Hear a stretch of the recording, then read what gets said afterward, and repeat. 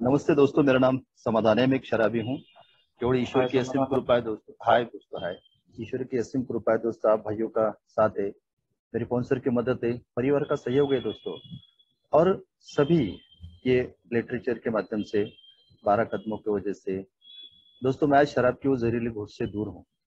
दोस्तों मेरा जो होम ग्रुप है, अभी कुणाल भाई ने मेरा अनुभव बताया।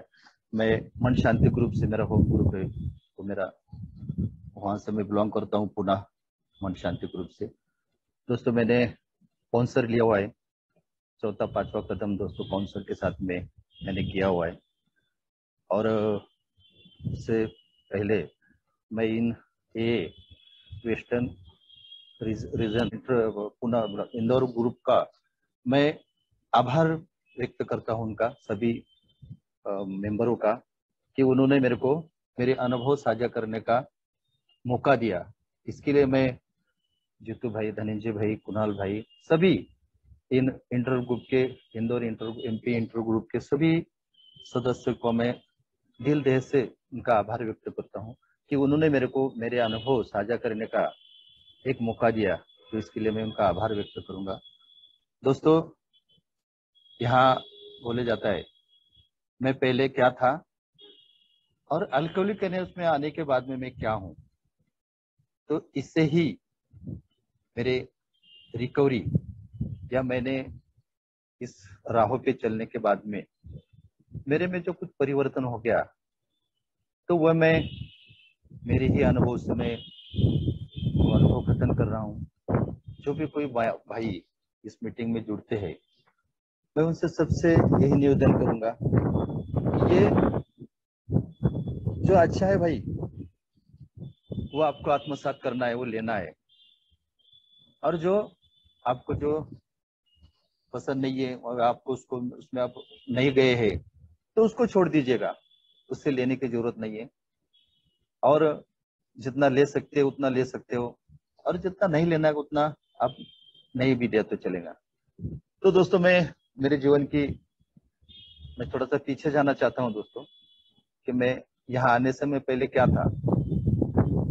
मेरी शराब ने कैसे धोबी धुलाई की और कैसे अस्त व्यस्त मेरा जीवन किया दोस्तों। तो ये मैं थोड़ा सा अनुभव कथन करूंगा। उसके बाद में दोस्तों मैं जो 12 कदमों के माध्यम से मैंने जो जो मेरे जीवन में कठिनाई आई, तो उसके ऊपर मैंने 12 कदमों के माध्यम से मेरे जीवन में कैसे मैं बाहर निकला, वो रिकवरी में अनुभव कथन करूंगा दोस्तों। तो दोस्तों, आज से 19 साढ़े 19 साल पहले की बात है। तो शराब ये मेरे जीवन में मेरे जीवन का एक हिस्सा बन चुकी थी। मेरे को ऐसा ही लगता था कि ये शराब जो मेरा मेरा हमसफर है, मेरे जीवन जीने का एक जरिया है, और मैं इसके सिवा आगे कोई भी जीवन जी नहीं सकता हूँ। ये मैंने पूर्ण तरह से थाम लिया था। और ये जीवन मार्ग पे चल रहा था। जो मेरे निकट के जो नाते संबंध है, मेरी बीवी, मेरे माता पिता, मेरे भाई, इनको मैं कभी भी एक अच्छाई की नजरों से नहीं कभी देखा मैंने उनको। क्योंकि वो जो अपने होते हैं ना, तो मेरे को हर दम दिल देह से समझाने की कोशिश करे थे। हर बीबी को वही लगता था, हर बीबी को मेरे जैसे मेरी बीबी को वही लगता था कि भाई मेरा पति शराब से दूर रहे, मेरे घर में सुख शांति आए, मेरे बच्चों के ऊपर अच्छे संस्कार हो। लेकिन दोस्तों, मैं ये बातों को कभी भी मैंने आत्मसात नहीं किया, कभी भी मैंने उसके बातों को शांति से उसको कभी देखा नहीं दोस्तों। उसके बाद में मेरे जो जन्मदाते माता पिता होते, तो माता पिता का यही कहना होता है, यही उम्मीद होती है कि हर बच्चा अच्छा जिए, खुद भी जिए, और माँ बाप की जो उनके जो बुढ़ापा आ जाता है ना, बुढ़ापे में हर माँ बाप को वही लगता है कि ये बुढ़ापे का सहारा बने, हमें सुख शांति दे, अच्छा रहे, यही उनकी उम्मीद होती है। लेकिन दोस्तों, वो भी मेरे को बहुत अच्छी तरह से समझाने की कोशिश करते थे, लेकिन दोस्तों कभी भी मैंने उनको वो नजरों से नहीं देखा। जो मेरा भाई था दोस्तों, मेरी बहन थी, वो भी मुझे बहुत अच्छी तरह से समझाने की कोशिश करते, बड़े प्यार से, बड़े आराम से समझाते। लेकिन दोस्तों कभी भी मैंने उनकी हर बात को मैं इग्नोर करता रहा, उनको इस नजरों से देखता रहा कि ये मेरे जैसा एक अंधा अपना दुश्मन होता है ना, उसने अपना बहुत नुकसान किया होता है, ऐसा अपन उसकी तरफ वो नजरों से देखते, उसको खुन्नस से नजरों से देखते, एकदम ऐसा गिरी हुई नजरों से देखते। उस तरह से दोस्तों मैं मेरे ये परिवारों के सदस्यों को ऐसे नजरों से देख रहा था, और ये जीवन जी रहा था दोस्तों। लेकिन वो जीवन, वो बोलते हैं ना दोस्तों कि नरक से भी बदतर जीवन था। उस घर में कभी भी हंसाली खुशहाली नहीं थी, कभी भी एक दूसरे के साथ में कोई बात शेयर करे या कोई बात बोले या कोई उत्सव मनाए, ऐसे ये सब त्योहार वगैरह ये सब में हमारे जीवन में से निकल गए थे दोस्तों। हमारे जीवन में एक ही चीज रही थी, वो नैराश्य, एक दूसरे के प्रति खुन्नस, एक दूसरे के प्रति घृणा करना, एक दूसरे को एक दूसरे के नजरों में गिराना, बस यही था।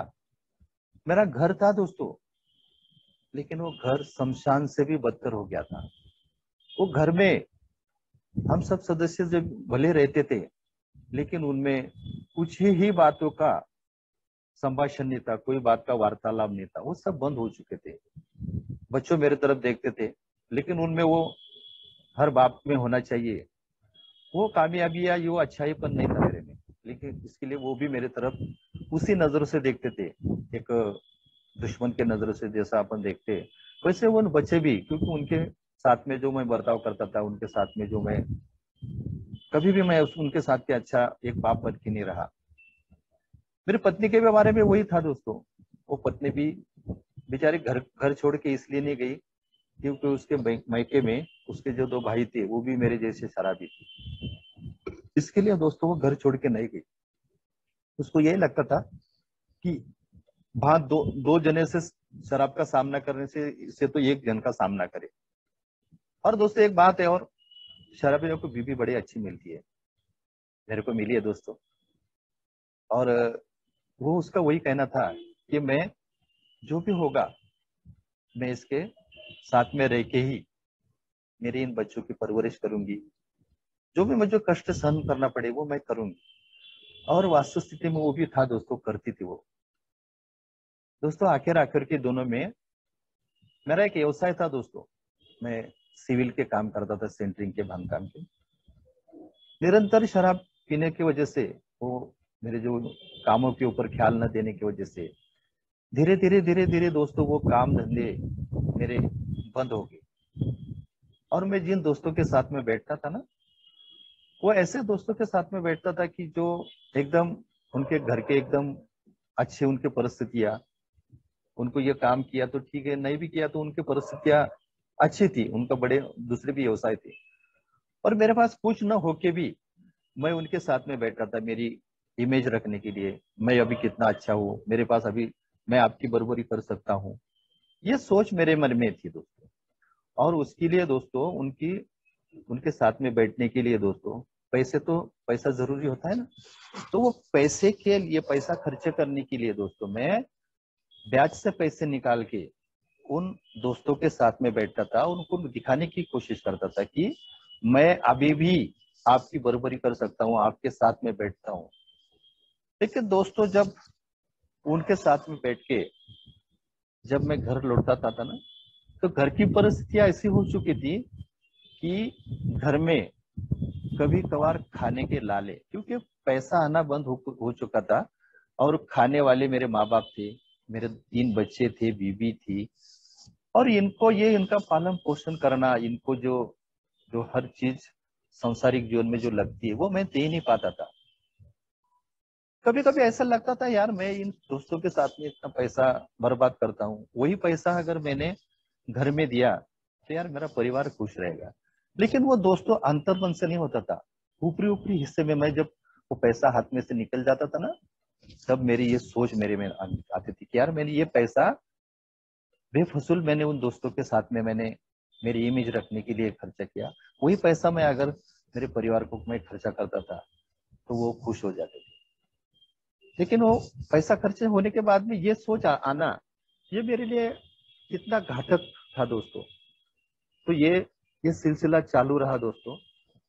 जो बच्चा अभी मैं पुणे से कल ही बैठा दोस्तों ट्रेन में, और आज सुबह बैंगलोर आ गया। एक मेरा जो छोटा बच्चा है वो बैंगलोर में रहता है, एक बड़ा बच्चा जो है तो पुणे में रहता है।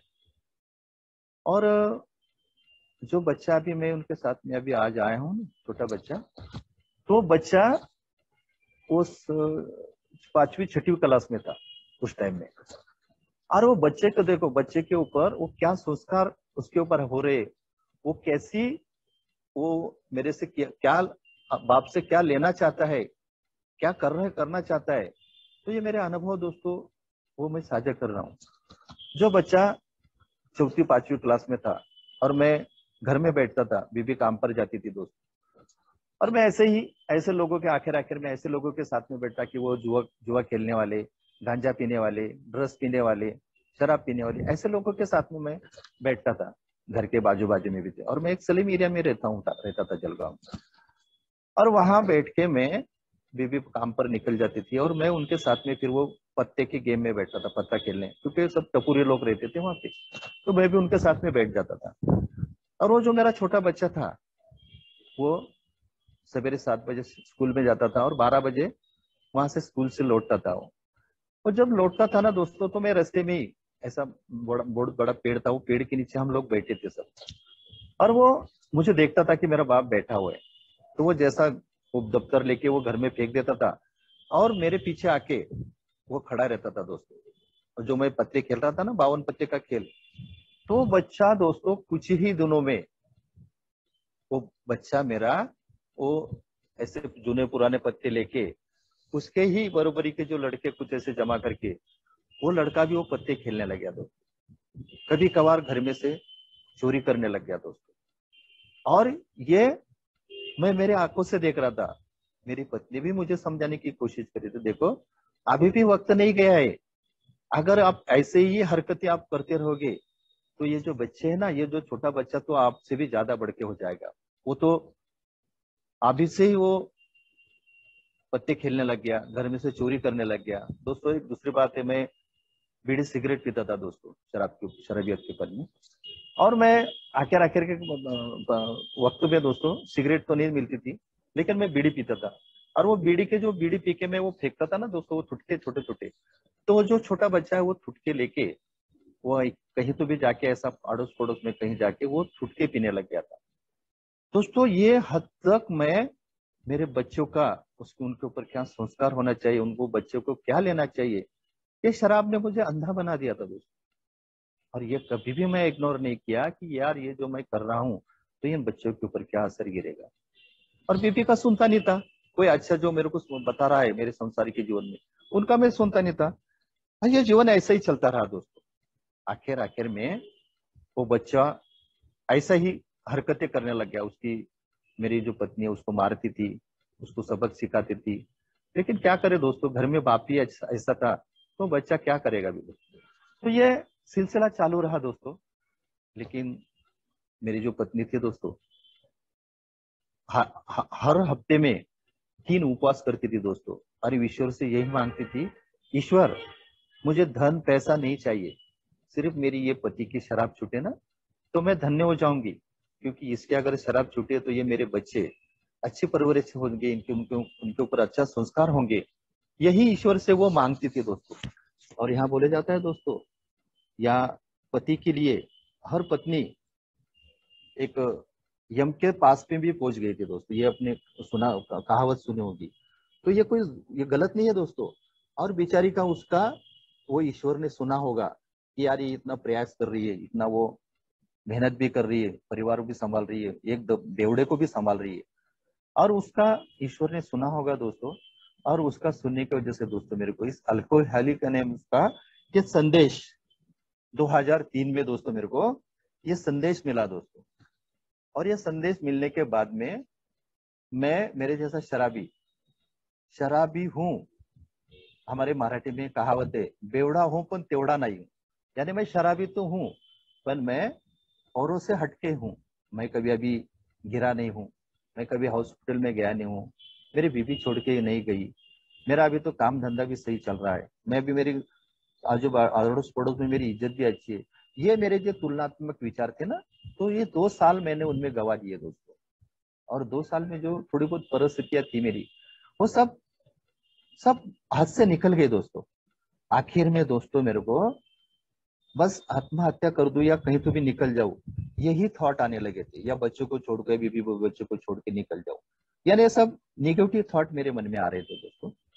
लेकिन जब जब भी ये जो अल्कोहलिक के जो मेंबर होते हैं ना दोस्तों, ये बहुत पावरफुल होते हैं दोस्तों। ये मेरे जैसे को कहीं ना कहीं से भी वो ढूंढते थे, और मेरे को ये संदेश हरदम वो देता था बंदा। और ऐसे ही परिस्थिति आई दोस्तों। एक दिन उसने मेरे को बोला कि यार भाई, शाम को मीटिंग है, अगर आप आओगे तो अच्छा हो जाएगा। और दोस्तों मेरे भी मन में, मैंने बहुत उनको सताया, वो जो मेरा जो उन जिन्होंने मेरे को संदेश दिया ना, बहुत मैंने उनको नजरों से भी बहुत बहुत बार गिराया यार। जब जब भी मिलता था मैं उनको नजरों से ही मैं उनको कम देखता था यार। यानी कितना ईश्वर का इतना संदेश मिलके भी दोस्तों मेरे जैसा शराबी वो अपना नहीं सका, कितना दुर्भाग्य जीवन जी रहा था दोस्तों में। और वो दिन आया दोस्तों मेरे जीवन में, यार चलो यार, ये बंदा हर दम मिलता है तो ये यही बोलता है कि यार एक बार आके तो देखो, देखते तो सही है क्या करते हैं। बाकी तो अपने को जो करना है वो तो करना ही है। ये जीवन तो अपने को समाप्त करना ही है, ऐसे भी तो, ऐसे भी अपन शराब में अपन कुछ काम के तो नहीं रहे अभी। तो ये एक बार एक प्रयास करके तो देखते हैं चलो। और वो दिन दोस्तों मेरे जीवन का उजड़ा दोस्तों। 25 जनवरी 2003 में दोस्तों मैंने वो पहली मीटिंग की। और पहले मीटिंग में दोस्तों मैंने, यहाँ जो बोलते हैं ना, पहला कदम जो पूर्ण तरह से सरेंडर, मैं शराब के आगे शक्तिहीन हूँ, और ये शराब ने मेरा जीवन पूर्ण अस्त व्यस्त कर दिया है। दोस्तों मैंने अंतर मन से उस दिन ये घुटने टेके दिए दोस्तों मैंने। और मैं 1 घंटा अनुभव कथन किया दोस्तों। हर भाइयों ने मद्यपान नाम की बीमारी के ऊपर अनुभव कथन किए। और उसके बाद में यहाँ आने से पहले मैं ऐसा था, और ये अल्कोहलिक अनोनिमस मीटिंग में आने से मैं आज एक एक दिन के हिसाब से, कोई बोले मुझे 2 साल हो गए, कोई बोल रहा था मेरे को 5 साल हो गए, कोई बोल रहा था मेरे को 3 साल हो गए।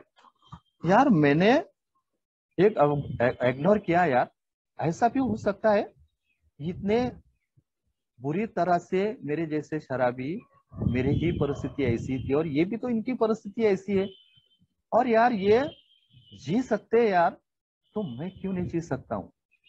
जो उम्मीद है ना दोस्तों, उस दिन दोस्तों मेरे को वो उम्मीद मिली, एक आशा मिली। यार ये भाई जी सकते हैं यार, और सब अच्छा, और ये इनके साथ इनके जीवन में अच्छा बदलाव हो सकता है। तो यार मैं भी तो कर सकता हूँ, मैं भी तो इंसान हूँ। और दोस्तों उस दिन से मेरे जीवन में वो आशा निर्माण हुई, मैं भी जी सकता हूँ, और मैं जी सकता हूँ। आज का जो थॉट है ना दोस्तों, दैनिक चिंतन का दूसरे कदम का थॉट है मेरे ख्याल से, कि मेरी जो इच्छा और मेरा जीवन, मेरे जो मैं इसको मैं उच्च शक्ति जो बोलते हैं ना दूसरे कदम में, कि उच्च शक्ति मैं ये एक ही मीटिंग का क्यों नहीं मानू। इन्होंने, मेरे आगे हुए भाइयों ने अल्कोहलिक अनोनिमस से मीटिंग करके जो रिकवरी उन्होंने हासिल की है, उनके जीवन में अमूलाग्र बदल उन्होंने किया है, क्यों ना मैं उसको उच्च शक्ति मानू। और दोस्तों ये निरंतर मीटिंग करते गया, और ये मीटिंग के ऊपर मेरी श्रद्धा बढ़ती गई दोस्तों। दूसरे कदम के हिसाब से मेरी श्रद्धा बढ़ती गई, और यहाँ कोई तो भी ईश्वर का चमत्कार है। और ये जो कंसेप्ट है ना मेरे दिल में, ये आना चालू हो गई दोस्तों।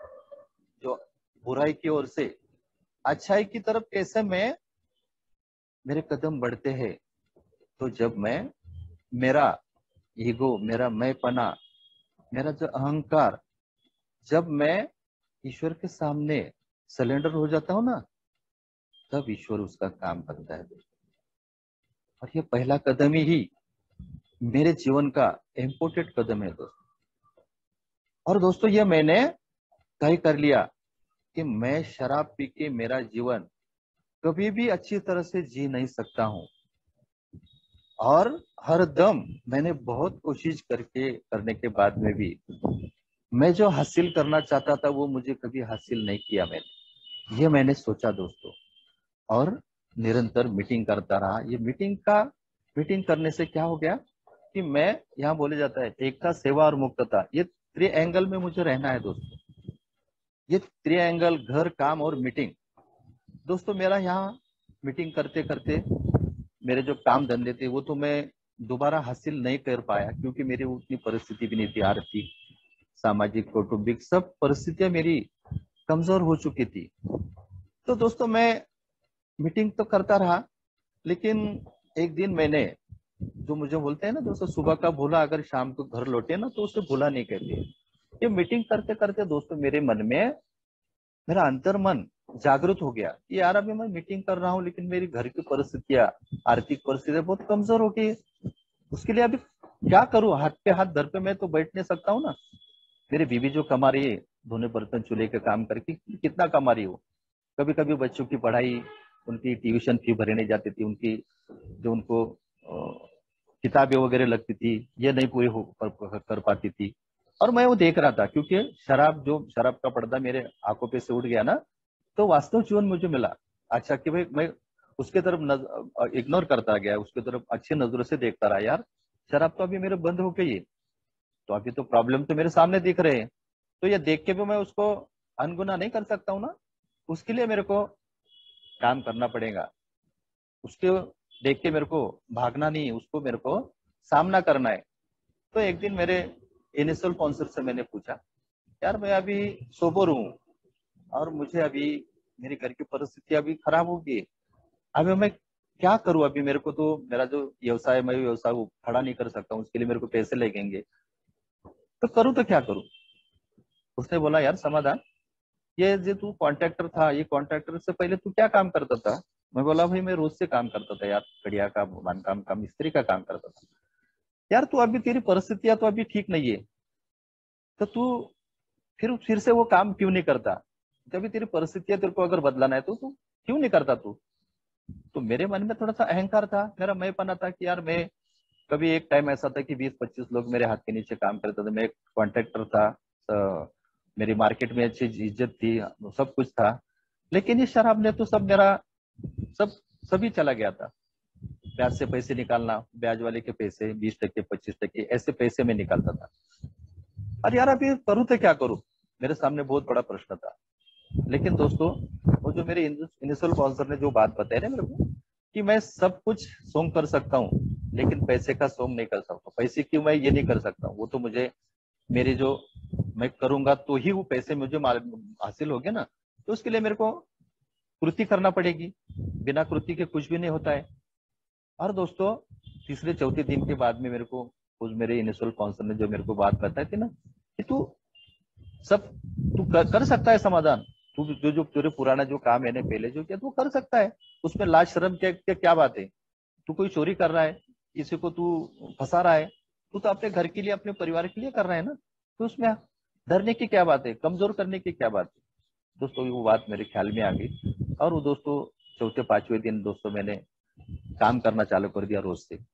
और दोस्तों जो पहला दिन मैंने रोज से काम को गया ना दोस्तों, तो मेरे को बहुत ऐसा ऐसा फीलिंग हो रहा था कि यार मैं कितने दिनों के बाद में काम कर रहा हूँ।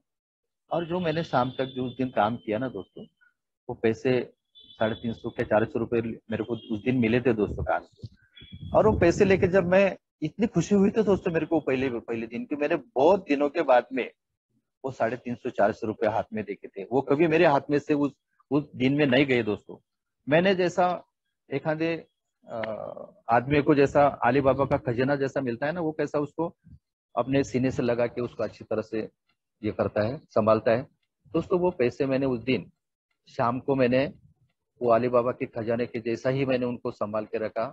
शाम को जैसा घर आया जैसा, वैसे मेरे पति के हाथ में वो पैसे दिया दोस्तों मैंने। और जैसे वो पैसे दिया मेरे पति के हाथ में, मेरी पत्नी मेरे तरफ देखने लगी, और उसके आंखों में एक ऐसे खुशी के आंसू, यार उसको भी ऐसा महसूस हो यार कि यार बड़े दिनों के बाद में मेरा पति आज मेरे हाथ में पैसे दे रहा है। शराब नहीं पी रहा है यार, उसको भी मेरे बारे में थोड़ी उसके अंतरात्मा में कुछ अच्छाई जागृत हुई। यार मेरा पति अभी वो लायक, हर पति जो भूमिका निभाता है वो निभाने के लायक हो गया है। और दोस्तों ये रिकवरी जो शुरू होती है ना अल्कोहलिक एनोनिमस की, मेरी शराब से मैं दूर रहता हूँ ना, तो ये मेरी जो रिकवरी है ना दोस्तों, मेरे घर से शुरू हो जाती है। क्योंकि बाहर तो मैं बहुत दिखाने की पहले से मेरे को आदत थी, लेकिन मेरे जो इनिशियल स्पॉन्सर है ना वो मेरे को बताते हैं कि समाधान जो रिकवरी जो है ना मेरे जैसे कि मेरे अपने जैसे शराबी की, तो घर से ही शुरू हो जाती है। घर में क्या परिस्थितियां है और उसको मैं कैसे सामना कर सकता हूँ, उसको मैं कैसे हल कर सकता हूँ, तो वहां से शुरुआत करना है मुझे। और दोस्तों मेरी रिकवरी जो है ना मेरी घर से ही शुरू हुई दोस्तों।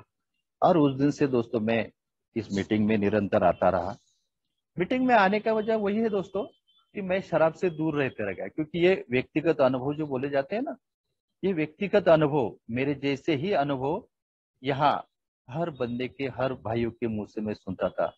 और दोस्तों उस मीटिंग मीटिंग करने की वजह से क्या हो गया कि मेरे में जो ईश्वर के प्रति जो आस्था शराबियत के पल में बहुत कम हो गई थी। ईश्वर के ऊपर कभी मैं श्रद्धा नहीं रखता था, वो विश्वास ही मेरा कम हो गया था। और यहाँ तो ईश्वर का दूसरे कदम में बोला है कि यहाँ कोई भी उच्च महान शक्ति वो हमें शराब से दूर रखती है। वो बात मेरे थोड़ी सी ये मीटिंग में आते आते मेरे मेरे को थोड़ा सा समझ में आने लग गया। कोई भाई बोल रहा था यार मैंने बीबी की सौगंध खाई, कोई बोलता था मैंने बेटी की सौगंध खाई, कोई बोलता था मैंने माँ बाप की सौगंध खाई, मैंने हर भगवान की हर कसमें खाके मेरी शराब नहीं छूटी। और मैं इस अल्कोहलिक एनोनिमस की मीटिंग में आया और इन भाइयों की अनुभव सुने मैंने, वो मेरे अंतरात्मा को टच करके गए दोस्तों। यार मेरे भी बारे में यही तो हुआ है, मैंने भी तो यही करके आया हूँ। और यार ईश्वर जो मानते हैं ना, तो ईश्वर कैसा होगा। मैंने मेरे इनिशियल काउंसलर को पूछा यार ईश्वर मैं किसको ईश्वर मानूं। तो जैसा ये आज का थॉट है ना, वो मेरे को मेरे इनिशियल काउंसलर ने वही बताया, यार तू आपने इस अल्कोहलिक एनोनिमस को भी तू उच्च शक्ति, इसको भी तू ईश्वर मान सकता है यार, क्योंकि तेरे को मध्य मुक्ति कहाँ से मिली समाधान, तो बोला इस मीटिंग से ही मिली है। तो यहाँ अगर अपन आज एक 15 भाई बैठे या 20 भाई बैठे, तो 21वां ईश्वर है ना अपने लिए, 16वां ईश्वर है ना अपने लिए, ये क्यों मान नहीं करता तू। और दोस्तों ये कंसेप्ट में मेरे अंतर्मन में मानने करने लग गया दोस्तों। मीटिंग में आने से पहले दरवाजे के ऊपर में जब अंदर पैर रखता था ना, तो वही आस्था लेके उस दिन से तो आज भी वही आस्था लेके मैं उस मीटिंग हॉल में प्रवेश करता हूँ कि यहाँ मेरा ईश्वर है। मैंने उसको देखा तो नहीं है, लेकिन यार मेरे को आज शराब से उसने दूर रखा है और मेरे जीवन में आमूलाग्र बदल वो चालू हो गया यार। कब हुआ वो, जब मैंने ईश्वर के प्रति मेरे मन में श्रद्धा निर्माण की, थोड़ी बहुत मैंने कृति की, तब जाके वो ईश्वर के प्रति मेरी आस्था जागरूक हुई। और उस दिन से दोस्तों मैं निरंतर ये मीटिंग में जो यहाँ बहुत से स्लोगन दिए जाते हैं दोस्तों, कष्ट शिस्त सातत्य प्रेम आत्मीय एकता जिव्हाळा, जो मराठी में जो लफ्ज है दोस्तों, वो मैं आत्मसात करने लग गया। मैं अगर मेरे घर में भी अगर मेरे को रहता था, तो उन घर में से मेरे बच्चों के साथ में घुल मिलना, बीवी के साथ में उसको थोड़ा हेल्प करना, माँ बाप को प्रेम से बोलना, जो बोलते हैं ना दोस्तों, यहाँ आने के बाद में एक आत्मीयता निर्माण होती है जीवन में। हर कठिनाइयां का सामना करने के लिए ये अल्कोहलिक एनोनिमस की मीटिंग और ये 12 कदम मेरे लिए कितने इम्पोर्टेंट है दोस्तों। तो ये मैं इस कदमों के द्वारा जानवर से इंसान बनता गया दोस्तों। और इसके लिए मेरे को अकेले से नहीं हुआ दोस्तों, ये सब कुछ मेरे को निरंतर मीटिंग करना पड़ी। उसके बाद में 3.5 साल के बाद में दोस्तों मैंने स्पॉन्सर लिया दोस्तों मैंने, और वो स्पॉन्सर के माध्यम से दोस्तों मैंने जब कदमों पे काम किया, तब मेरी जो गाड़ी है ना दोस्तों, जब तक मैंने चौथा पांचवा कदम नहीं किया था ना, तब तक मेरी गाड़ी चल रही थी, लेकिन वो सिर्फ ऐसे चल रही थी, उसमें वेग नहीं था, उसमें स्पीड नहीं थी। लेकिन दोस्तों मेरी गाड़ी, अगर मेरे को उसको गियर डालना है तो चौथा पांचवा कदम करना जरूरी है। ये मैंने इस इन्हीं मीटिंग में से इन भाइयों की मदद से सुना। ये तो रिकवरी जो है ना अपनी, तो ये रिकवरी मिलती है, लेकिन इसको गति देने के लिए किसी अन्य व्यक्ति या ईश्वर से मेरे को वो सहायता मांगना पड़ती है। और उसके लिए दोस्तों मुझे पांचवा कदम, चौथा कदम मेरा जो पूर्ण जीवन की जो मैंने इन्वेंटर ली, मेरा जो लेखा जोखा चौथे कदम में जब लिया मैंने, और जब मैंने स्पॉन्सर के सामने रखा दोस्तों, तो मैं खुद को इतना कमजोर समझने लगा, इतना मैं गिरा हुआ समझने लगा कि यार मैंने इतने कृत्य कर दिए हैं। उसमें डर था, आत्मकरुणा थी, लैंगिकता थी, खुन्नस थी, मेरा बढ़ जाओपना था, बहुत से ऐसे दोष दोस्तों उसमें समाये थे। और वो मैंने जब एक कागज पे मेरे स्पॉन्सर के साथ में जब उतारे तो वो यार मैं खुद को तो बहुत कमजोर या मैं बहुत दुनिया से हर गिरा हुआ इंसान में समझने लगा। लेकिन दोस्तों जब मैंने स्पॉन्सर के साथ में जब ये पांचवें कदम में उनको मैंने रिक्वेस्ट किया कि यार मैं इतना, अब मैं करूँ तो क्या करूँ, इतना बोझ लेके मैं घूम रहा था, और अभी ये बोझ मुझसे नहीं उठाया जाता। अभी अभी मुझसे इसमें से बाहर निकलना है। अभी मुझे एक अच्छा मानव, जो तीसरे कदम जो है ना, कि एक मुझे ये ऐसे भव्य कमान है, मुझे वो कमान के नीचे से मुझे जाना है, एक मध्यम मुक्त मानव करके मुझे उसमें से प्रवेश करना है। तो इसके लिए दोस्त मेरे को मेरे दोष मेरे को निकालना जरूरी है। और मैं मेरे अकेले से वो कभी भी मेरे को साध्य नहीं हो रहा था दोस्तों। मैंने बहुत कोशिश की, 3.5 साल सोबर रह के भी, लेकिन वो मुझे नहीं हासिल कर पाया। और दोस्तों जब मैंने ये पांचवा कदम किया ना, मेरे स्पॉन्सर ने बताया, समाधान तू अभी इसमें से निकलना चाहता है ना, अरे तू तो कुछ भी नहीं है रे बंदे, इससे तो ऐसे बहुत से मैंने भी वही करके आया हूँ, मैंने भी ये मेरे भी जीवन में ऐसे ही जीवन घड़े, तो यार मैं निकल सकता हूँ तो तू क्यों नहीं निकल सकता, तेरी इच्छा है ना इसमें से निकलने की, तो तेरे लिए ये गृह शुद्धि तुझे करना जरूरी है, तेरी अंतरात्मा को शुद्ध करना जरूरी है। और इसके लिए तेरे को निरंतर उस ईश्वर को आराधना करना पड़ेगी, ईश्वर के साथ में तेरा संभाषण। अगर तेरे को ये समस्या अगर तेरे को लग रही है कि यार तू दोषी है, अरे पांचवें कदम में अगर तू पांचवें कदम लेना चाहता है, पांचवें कदम के ऊपर तू काम करना चाहता है, अरे तेरी समस्या से ऊपर तो परमेश्वर है, ईश्वर है ना यार। तू सब कुछ उसको सौंप रहा है, तो वो उसको सौंपने के बाद में तेरी कितनी भी बड़ी समस्या है, तू कितना भी आत्मकरण में गया, कितना भी तू दोषी खुद को समझ, लेकिन तेरा ईश्वर इस समस्या से बड़ा है। वो आशा मिली दोस्तों, यार ये भी हो सकता है। और दोस्तों मैं इस मीटिंग के ऊपर मेरी श्रद्धा बढ़ती गई, और उसके लिए दोस्तों मुझे कृति भी करना पड़ी। बहुत से मेरे जो स्वभाव दोस्त थे ना दोस्तों, तो ये स्वभाव दोषों के ऊपर मैं काम करने लगा, उसके ऊपर मैं ईश्वर से हरदम मैं उन ईश्वर को सौंपने लगा दोस्तों, हर समस्या हर परिस्थितियां। तो दोस्तों यहाँ मिलता है, और मिलने के बाद में मेरी और श्रद्धा बढ़ जाती है। एक बार क्या हुआ दोस्तों, श्रद्धा कैसे बढ़ जाती है, तो ये मैं मेरे अनुभव से थोड़ा सा एक अनुभव बताऊंगा। एक बार दोस्तों मेरे बच्चे की शादी हो गई, मेरी लड़की की, और हर पति पत्नियों में थोड़ा सा अनबन होता है। मेरी मेरी बेटी मुंबई में मैंने ब्याह था उसको, मेरे जो रिश्ते में थे वो, और मैंने वहां ब्याह किया। 1.5-2 साल के बाद में हर पति पत्नी की थोड़ी सी होती है, थोड़ी सी, तो उनके दोनों की थोड़ी सी कुछ तो भी बात हो गई। और वो मेरी लड़की ने वो घर में चूहे मारने का जो पॉइजन होता है ना, वो खा लिया। और जैसा खा लिया उसने ज्यादा प्रमाण में खा लिया, और मेरे दामाद ने मेरे को रात को 12-12:30 बजे फोन किया, आपकी लड़की ने ऐसा ऐसा पॉइजन खा लिया है, अब मैं क्या करूं, अगर कुछ उसका कुछ हो जाता है तो आप मुझे दोष देंगे, इसके लिए मैंने आपको फोन किया। तो दोस्तों मैंने वो मेरे दामाद को भी कुछ भी भला बुरा नहीं बोला मैंने। और वो परिस्थिति ऐसी थी, मेरा और मेरे जो लड़की में कम से कम 500 किलोमीटर का अंतर था, मैं जलगांव में रहता था और वो मुंबई में। तो यार ईश्वर से मैंने उसी टाइम में ईश्वर से प्रार्थना करी, जो आपने जो मन शांति की जो प्रार्थना है कि जो परिस्थितियां मैं बदल नहीं सकता हूँ, ईश्वर मुझे उसे स्वीकार करने की शक्ति दे और उसमें से मुझे ऐसी ताकत दे कि उसको मैं सामना कर सकूं। ये मन शांति की जो प्रार्थना होती है ना दोस्तों, बड़ा काम करती है। और दोस्तों हमने दोनों पति पत्नी ने उस रात में हमने दोनों ने प्रार्थना की। और जो अपना जो 11वां कदम है ना दोस्तों, प्रार्थना और ध्यान, इसके सहायता से हम ईश्वर के प्रति उनके साथ में वार्तालाप कर सकते हैं, उनके साथ में संभाषण हो सकता है।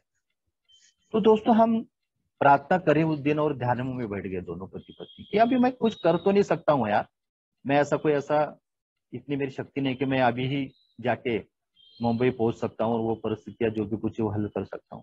उसको स्वीकारना पड़ी दोस्तों मुझे, और मेरे को ईश्वर के साथ में वो संभाषण करना पड़ा, वो मांगना पड़ा मुझे, वो धैर्य मांगना पड़ा। और दोस्तों 3:30 बजे मैं घर से निकला रात को, मुंबई नागपुर से सेवाग्राम चलती है, तो मेरा बस रेलवे स्टेशन पे पैदल गया दोस्तों, मैं गाड़ी घोड़ी भी नहीं थी उस टाइम में मेरे पास, पैदल गया। जैसा गाड़ी में बैठा मैं 4:15 बजे गाड़ी निकली, 11 साढ़े 11 बजे कल्याण में गाड़ी पहुंची और कल्याण के बाजू में हॉस्पिटल था, वहां मेरी बेटी को एडमिट किया हुआ था। जैसा गया मन में एक ही श्रद्धा थी, रख के गया कि एक तो ये भले मेरी बेटी है, एक तो ये मर जाएगी नहीं तो बचेगी। मैंने कभी भी किसी के ऊपर मैंने खुन्नस नहीं, कभी किसी के साथ में मैंने ऐसा वार्तालाप नहीं किया कि तुमने ऐसा क्यों किया दामाद के साथ में। और दोस्तों जैसा मैं वो हॉस्पिटल के दरवाजे में पहुंचा, देखो ईश्वर भी कैसा काम करता है दोस्तों, अगर मैं सही तरह से इस कदमों पर काम करता हूँ, हर परिस्थितियों का सामना कर सकता हूँ, तो ईश्वर भी मेरे लिए काम करता है। और दोस्तों जैसे मैंने दरवाजे पे एंट्री मारी, तो मेरी जो बच्चे का जो बेड था ना, वो दरवाजे के सामने ही रखा था, और कुछ ही मिनटों या कुछ ही 5-10 मिनट के पहले उसको होश आया था, और होश आके वो उस बेड के ऊपर बैठी थी दोस्तों, और मेरी एंट्री हो गई। और जैसा मैंने उस मेरे बच्चे की तरफ देखा दोस्तों, तो यार वो ईश्वर का मैंने देह दिल से शुक्रिया अदा किया, धन्यवाद मांगा उसका, ईश्वर मेरे से और हर समस्या से तू बड़ा है, तेरी बराबरी कोई नहीं कर सकता, आज तूने मुझे करके दिखाया। और जैसे गया दोस्तों, वैसे मैं मेरी बेटी को उसको मेरे सीने से लगाया, और हम दोनों बेटी बाप बेटी, उसके भी आंख में से आंसू आने लगी, मेरी भी आंख में से आंसू आने लगे। और दोस्तों वो दिन से मेरे अंतर्मन में ईश्वर के प्रति आस्था जागृत हुई कि ईश्वर है, अगर मैं उसको मेरे अंतर मन में आने दूं तो 5वें कदम में वही बोला जाता है, अगर मैं खुद की गृह शुद्धि करता हूँ, जैसे अपन एक घर की अपन साफ सफाई करते हैं ना, उसी तरह से दोस्तों ये पहले और चौथे कदम में मैं मेरे ऊपरी ऊपरी के बाहर बाहर के मैं सफाई करता हूँ, लेकिन जो अंतर मन की जो सफाई है ना 5वें कदम में, तो ये मेरे अंतर मन की गृह शुद्धि, मेरे में जो जो विकार थे, मेरे जो दोष थे, तो मैंने वो ईश्वर को जब दे दिया ना दोस्तों, तो वो ईश्वर बड़ा कनवाड़ होता है, बड़ा बड़ा बड़ा मजबूत होता है। और वो हर अल्कोहलिक के जीवन, मद्यपी के जीवन में काम करता है दोस्तों। उसके लिए दोस्तों मेरे को वो ईश्वर को मेरे अंतर मन में आने की मैं आज्ञा देता हूँ, उसको मेरे अंतर मन में उसको रखने की कोशिश करता हूँ दोस्तों। तो ये क्यों हो रहा है दोस्तों? आज निरंतर मैंने वो श्रद्धा को कम नहीं होने दिया, निरंतर मेरे वो विश्वास को अभी भी कम नहीं होने दिया दोस्तों। उसके बाद में दोस्तों 2016 में मेरे मिसेस, मैं एक हमारा पुणे में एक ग्रुप है, इसमें पिंपरी चिंचवड का, उनका 16वां वर्धापन दिन था, सॉरी 26वां वर्धापन दिन था उसको मेरे ग्रुप का। और वो मीटिंग में मैं गया था दोस्तों, और मैं पढ़ा लिखा नहीं हूँ, सादा मोबाइल था मेरे पास, 2016 की बात थी, और मैं वो मोबाइल मैंने बंद करके के वो मीटिंग में चला गया। मैं बोला अभी किसको डिस्टर्ब ना हो, आवाज ना आए। और जैसा मैं मीटिंग को गया, वैसा मेरी पत्नी को पैरालिसिस का झटका आ गया दोस्तों, और जैसा उसको पैरालिसिस हो गया, वैसे ही मेरे बच्चों ने फोन चालू किए, दोनों बच्चों ने। अब वो फोन ही बंद था दोस्तों, तो वो मेरे को क्या, वो वहां क्या समझेगा, क्या आवाज आएगी। तो दोस्तों वो बच्चों ने उनको हॉस्पिटल में लेके गए, मेरे मिसेस को हॉस्पिटल में उसको एडमिट कर दिया। जो भी ट्रीटमेंट करना है वो चालू हो गया उसको उसको दोस्तों। लेकिन उनकी उम्मीद यही थी कि मेरा बाप, क्योंकि आखिर छोटे बाप, मैं शराब से दूर हूँ, मेरे जो भी आज अल्कोहलिक एनोनिमस के माध्यम से इस 12 कदमों के हिसाब से जो भी थोड़ा परिवर्तन हो गया है, तो बच्चों को भी आज मेरे ऊपर विश्वास है उनको कि मेरे पिताजी जो भी निर्णय लेंगे वो अच्छा ही लेंगे, जो भी करेंगे तो अच्छा ही करेंगे। अगर वो होते तो कुछ तो भी मेरे माँ के लिए और कुछ कुछ करते थे, ये उम्मीद थी। लेकिन फोन बंद होने की वजह से दोस्तों मैं कुछ नहीं कर पाया, लेकिन उन्होंने हॉस्पिटल में ये कर दिया। जैसे 5 बजे मीटिंग बंद हो गई दोस्तों, वैसे मैं घर पे आया 5:30 बजे। घर पे आया तो मेरी बहू थी, मेरी बहू ने बताया, अरे पापा, अरे मम्मी को पैरालिसिस किया है, उसका जो आधा शरीर है ना वो पूरा निकामा हो गया है, वो अभी बेड पे पड़ी है हॉस्पिटल में। और दोस्तों जैसा उसने ये बताया कि वो मम्मी को पैरालिसिस गया है, तो दोस्तों मेरे पैर के नीचे से जमीन खसक गया, ऐसा लगा दोस्तों। क्योंकि जो मेरी माता है ना दोस्तों, 8 साल तक वो भी पैरालिसिस पीड़ित थी, और 8 साल तक मेरी पत्नी ने ही मेरे माँ का किया दोस्तों। तो वो वही परिस्थिति देखी यार, अभी तो मेरे माँ का तो इसने किया यार, सोबराइटी की बात थी वो, मेरे माँ का तो किया, लेकिन अभी मैं ये इसका कौन करेगा, ये बहू है तो ये जॉब करती है, मैं तो मैं इसका कुछ नहीं कर सकता हूँ। और वही मैंने ईश्वर से प्रार्थना की, जो परिस्थिति आई है, तो ईश्वर अभी मेरे को स्वीकारने दे, जो भी कुछ है मैं, मेरे को वो शक्ति दे ईश्वर। उनको पूछा मैंने कौन से हॉस्पिटल में डाला है, तो बोले ऐसे ऐसे हॉस्पिटल में डाला। दोस्तों वैसे ही गाड़ी निकाला, वो हॉस्पिटल में गया, तो दोस्तों पत्नी मेरी बेड पे पड़ी थी। और जैसा मैं एंट्री किया दोस्तों दवाखाने के अंदर, तो उतने में जैसे मेरी पत्नी ने मेरे तरफ देखा दोस्तों, तो उसके आंखों में से आंखों बहने लगे। आंखों में से आंखों ऐसी इसके लिए बहने लगे कि उसको ये एक आशा निर्माण हुई कि अभी मेरा पति आ गया है, ये मैं जो भी कुछ होगा तो वो ईश्वर, वो हर परिस्थिति सॉल्व करेगा। लेकिन हर पत्नी को यही लगता है कि पति ऐसी परिस्थिति में उसके साथ में होना चाहिए। और मेरे भी वही उम्मीद थी यार, उसने मेरे लिए इतना किया यार उसने, तो मेरा भी फर्ज बनता है यार मेरी पत्नी के लिए करने। और दोस्तों मेरे भी आंखों में आंसू आ गए। और जैसा गया दोस्तों, मैंने उसके सर पे से हाथ फेराया, उसको बोला यार तू डर मत, सब अच्छा हो जाएगा, अपन ने किसका बुरा नहीं किया है, तो अपन ईश्वर भी अपना बुरा नहीं करेगा। और दोस्तों मैं वहां रुका, रात भर रुका व्हील चेयर पे दोस्तों। मैं उसको बाथरूम में लेके जाता था, पेशाब को, बाथरूम को। उसके बाद में दोस्तों 2 दिन तक वो हाथ पैर भी नहीं उठाती थी, कुछ भी नहीं उठाती थी। लेकिन मैं कर रहा था दोस्तों उसको, जो बोलते हैं ना 8वें 9वें कदम में, अगर मैंने जिन जिनको तकलीफ पहुंचाई है तो उनको, तो मैंने बाहर के लोगों को तो ऐसा, मेरे हाथ से कोई ऐसा नुकसान नहीं हुआ था दोस्तों। मैंने जब मेरी इन्वेंट्री ली ना, तो उसमें मेरे को ये कि भाई मैंने बाहर के लोगों को नहीं, जितना तकलीफ नहीं पहुंची उतने ही घर में मैंने मेरे बीवी माँ बाप को उनको पहुंचाई।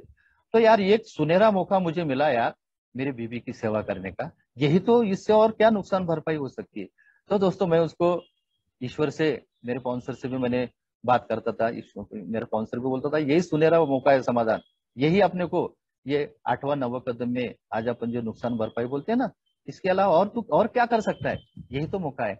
तो दोस्तों स्वीकार कर लिया दोस्तों।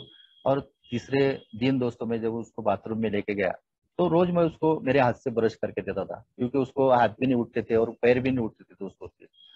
तो तीसरे दिन देखो चमत्कार कैसे होता है। तीसरे दिन उसको जब बाथरूम में लेके गया मैं, तो वही बोलने लगी, मेरे हाथ पे, ये हाथ पे मंजन डालो, मैं, ऐसा लगता है मैं कर सकती हूँ। अरे मैं बोला नहीं यार, तू कुछ नहीं कर पाएगी, तेरा तो ये सब हाथ भी कमजोर हो गया, ये वो क्या। नहीं बोले तुम डाला तो सही। डाला दोस्तों उसके हाथ पे मंजन, और वो दूसरे हाथ से उसने, जो हाथ काम नहीं कर रहा था उसका, जो आधा आंग था, तो दोस्तों वो हाथ ने उसने मंचन किया। और दोस्तों मैं वो देखा यार, मैं बोला तेरे में, तू हाथ उठा सकती है, तू तेरा ये हाथ उठ, हाँ बोले मेरा हाथ उठ रहा है।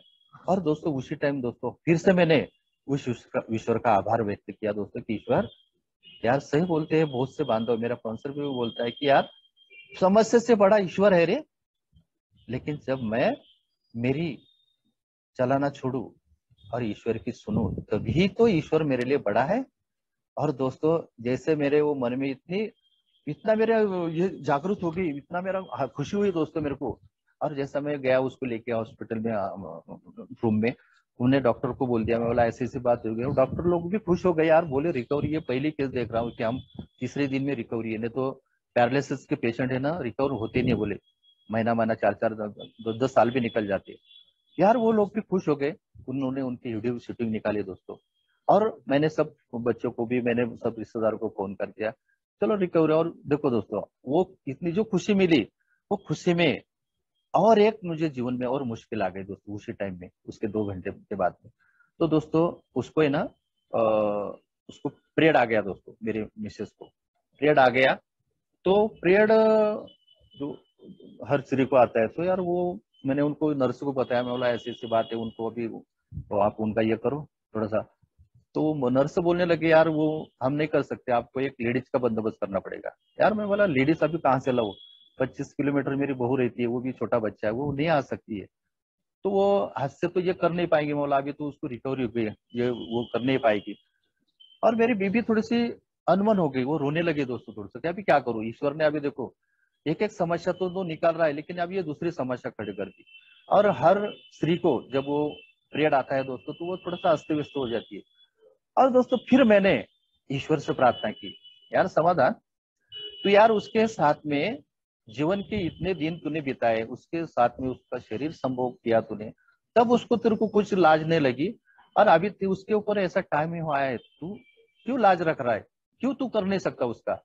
और मेरे अंतरात्मा से आवाज आई दोस्तों, यार समाधान तू कर सकता है। यही अगर परिस्थितियां तेरे ऊपर आती थी, तो तेरी पत्नी तेरे लिए करती थी ना। अब उसके ऊपर आइए, तो तू क्यों नहीं कर सकता है, जो भी आए वो उसको सामना कर और कर। तो दोस्तों चट हॉस्पिटल में मेडिकल में गया दोस्तों। मेडिकल में से मैं नैपकिन लेके आया, बड़ा वो कपास लेके आया, और डॉक्टर को बोल दिया ये दरवाजा ये बंद कर दो। तो दोस्तों मैंने मेरे हाथ से वो सब उसका पोछ पाछ किया, उसको नेपकिन पहनाया दोस्तों मैंने। वो कर रहा था दोस्तों, तो मेरे को आनंद लग रहा था, यार मेरे ईश्वर ने ये सेवा करने के मौका दिया यार मेरे को, यही तो मैं नुकसान भरपाई है मेरे लिए। और क्या, और इसके ज्यादा और क्या कर सकता हूँ। जब वो कर रहा था ना दोस्तों, तो मेरी बीवी के आंखों में आंसू बहना चालू हो गए, यार मैं कितना कर रही हूँ आपसे, कितना मैं, और मैं इतना शर्मिंदा करोगे मुझे, कितना सेवा कर रहे हो तुम मेरी। यार मैं तो ये कुछ भी नहीं कर रहा हूँ, ये तो शुरुआत है यार। यार तूने मेरे लिए इतना किया है यार, तूने मेरे जीवन जीवन में इतना बदलाव किया है, हर परिस्थितियों को तूने मेरा साथ दिया यार। और मेरा भी तो यार वक्त, मेरा भी तो ये फर्ज बनता है यार, पति के नाते मैं भी तो कुछ करूँ यार। और दोस्तों वो परिस्थिति में से 4 दिन तक मैं वो करता रहा दोस्तों उसके लिए, वो परिस्थितियां सॉल्व हो गई। तो दोस्तों इस तरह से ये अल्कोहलिक की जो मीटिंग होती है ना दोस्तों, बड़ा काम करती है दोस्तों। इस कदमों के ऊपर अगर मैं चलूँ ना, जीवन सुंदर हो जाता है। हर चीज मैं स्वीकार करता हूँ, हर समय में ईश्वर के साथ में, जब मैं हर अनुभव, सुखद अनुभव है दुखद अनुभव है, वो मैं बांटने की कोशिश करता हूँ। मेरे जो नए भाई आते हैं दोस्तों, उनके साथ में ज्यादा हाथ मिलाने की कोशिश करता हूँ। मुझे जो मिला है दोस्तों, वो आशा और होप देने की कोशिश करता हूँ। मेरा अभी मेरी दुनिया में वो मेरे इनिशियल स्पॉन्सर ने दोस्तों, वो मेरे को बताते थे समाधान, सोबर तो, जो सोबर भाई है वो तो सोबर है ही है, लेकिन मेरे को उनके लिए काम करना है, उनके साथ में मुझे हाथ मिलाना है। जो नए बंदे आते हैं ना, उनके साथ में मुझे हाथ मिलाना आना चाहिए। वो अबोल होते हैं, उनके मन में हर एक प्रश्न होते हैं, वो किसी से बात नहीं कर पाते, वो हर समस्या लेके आते हैं। तो मेरे को उनके साथ में हाथ मिलाना है, उनको साथ में मेरे को वार्तालाप करना है, उसके मन में से उसको, वो अबोल होता है ना, तो उसको बोलना चाहिए, उनके साथ में बोलना चालना चाहिए। तो दोस्तों ये वो बात आज भी मैं भूला नहीं हूँ दोस्तों। फिर मीटिंग में आके वही करने की कोशिश करूँ। ओवर टाइमर तो मेरे लिए भगवान की तरह है दोस्तों, लेकिन जो जो न्यू कमर जो होते हैं ना, वो भी मेरे लिए भगवान से कुछ कम नहीं होते, क्योंकि मेरा वो आईना है दोस्तों। आज मैं भले ही 19.5 साल सोबर हूँ दोस्तों, इस रिकवरी प्रोग्रेस में चल चल रहा हूँ, लेकिन जो नए भाई आते हैं ना, तो वो नया है भाई, उनके जो अनुभव साझा करते हैं ना, तो मैं मेरे उस दुनिया में और चला जाते हैं, वो उस दुनिया में मुझे लेके जाते हैं। और इसके लिए दोस्तों उनके साथ में भी मुझे वही अच्छी वार्तालाप करना चाहिए। वो यहाँ बोले जाता है, मैं जैसा दूंगा वैसा मुझे मिलेगा दोस्तों। अगर मैं प्यार दूंगा, आत्मीयता दूंगा दूंगा अच्छे लफ्ज दूंगा, तो मेरे को वही मिलेंगे दोस्तों। अगर मैं मेरी सोबराइट की वजह से मैं ओवर टाइमर हूँ, मैं औरों को सिखाने की कोशिश कर रहा हूँ, औरों के ऊपर अधिकार जताने की कोशिश कर रहा हूँ, तो दोस्तों मेरे को सामने से वही मिलेगा। तो दोस्तों मुझे आज वो तय करना है मुझे क्या होना है। तो इस जीवन में दोस्तों अच्छा अगर मुझे जीना है दोस्तों, तो प्रेम से प्रेम बढ़ता है दोस्तों, वो काटने की कोशिश करता हूँ हर दम दोस्तों। हर परिस्थिति आती है, वो परिस्थिति को ईश्वर को आज कोसता नहीं हूँ, उसको उसके लिए मैं ईश्वर का आभार व्यक्त कर दूं। जो भी समस्या आती है दोस्तों, वो समस्या को मैं कभी भी तो आज ईश्वर को कोसता नहीं हूँ। हर समस्या को मैं वो उसको हल करने की कोशिश करता हूँ, क्योंकि इन कदमों ने है दोस्तों मुझे वो शक्ति दी है। और इसके लिए दोस्तों आज भी मैं इस मीटिंग में आया दोस्तों। आप ये सभी भाइयों ने बड़ी शांति से सुना दोस्तों, और मुझे आज ये इंदौर इंटर ग्रुप ने, एमपी इंटर ग्रुप ने मुझे बोलने का मौका दिया दोस्तों, उसके लिए मैं उनका भी मन से उनका आभार व्यक्त करता हूँ। जो भी भाई भाई अभी उपस्थित मीटिंग में जुड़े हैं, उनका भी मैं आभार व्यक्त करता हूँ कि उन्होंने मेरा अनुभव शांति से सुने दोस्तों। इसके लिए दोस्तों मैं यही मेरे अनुभव को विराम देता हूँ। फिर से सभी भाइयों का आभार व्यक्त करता हूँ। थैंक यू जीतू भाई, धनंजय भाई, कुणाल भाई, सभी उपस्थित भाई, थैंक यू, धन्यवाद।